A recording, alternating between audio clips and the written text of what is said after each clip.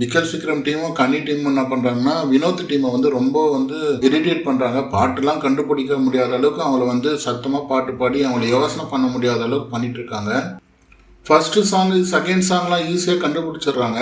ஈஸியாக கண்டுபிடிக்கிற மாதிரி சாங்ஸ் இருந்தது. விக்கல் விக்ரம் டீம் 4 பாயிண்ட் எடுத்திருக்காங்க. கன்னி 5 பாயிண்ட், கன்னி பார்வதி டீம் 5 பாயிண்ட் எடுத்திருக்காங்க. ஆனால் வினோத் அண்ட் சாண்ட்ரா டீம் எத்தனை பாயிண்ட் எடுத்திருக்காங்கன்னு தெரியல.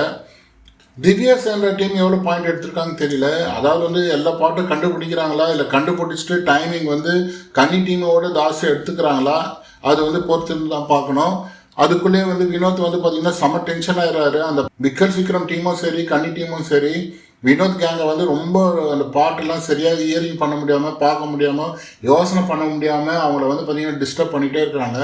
சாதா பற்ற வச்சாலே வினோத் பற்றிக்குவார். இதில் வேறு எல்லாருமே சேர்ந்து அவரை பற்ற வைக்கிறாங்க. சும்மா விடுவாரா? போட்டு கலாசுன்னு நினைக்கிறேன். அவருடைய டெம்பர் லூஸ் பண்ணி அப்ஜெக்ட் எல்லாம் கத்துறாப்புல. ஆக்டிவிட்டி ஏரியாக்கெல்லாம் கூட போகிற மாதிரி காமிக்கிறாங்க.